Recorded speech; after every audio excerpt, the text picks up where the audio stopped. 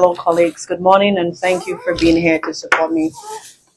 Good morning, Barbadians. Good morning specifically to the constituency of St. James North.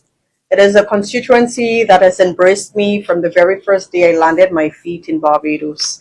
I want to thank you for that time that you took to nurture me, to protect me, and to guide me. And at this opportunity, I wish to thank everyone to be here to represent you. And it is my purpose here to be sure that I'm here to give you the type of representation that is needed. For the past few weeks, I have observed, I have walked into the constituencies, I have spoken to you within the constituency and have heard your concerns. These are concerns that you've had for the last 15 years.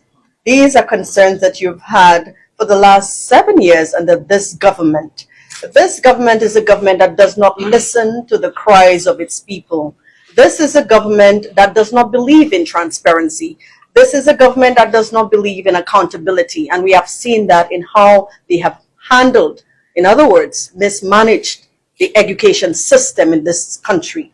We have seen even today that 2 schools were closed. On the eve of the reopening of school, 2 schools were closed, while the Minister of Education, it doesn't seem too concerned that some students had to stay home today. So these are kinds of matters that we need to focus on and remain resolute in our concerns regarding the constituency. So it is with deep gratitude, thank you, comrade. It is with deep gratitude that I want to thank not only the party, the Democratic Labour Party, my family, my colleagues, my friends, and also my family, but also to the constituency of St. James North. I know I'm a very little lady, but we know that I will work hard on your behalf.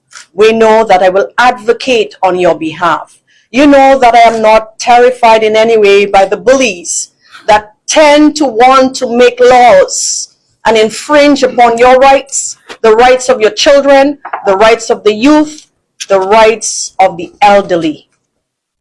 I have met elders in the constituency that have been waiting over 12 years for surgery. This is unacceptable. This is inhumane.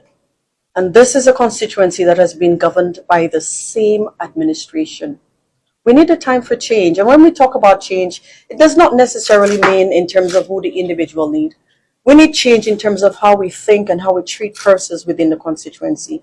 We need a change in terms of someone that actually listens to you, and not someone that is only there for grandstanding, for photo ops, or being given instructions by someone who works in the background.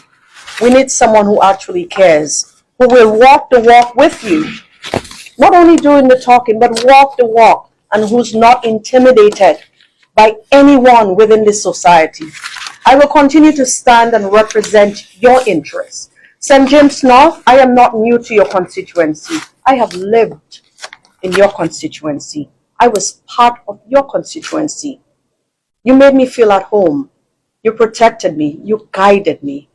And it brings nothing or more joy to me but to represent you at this juncture in our society.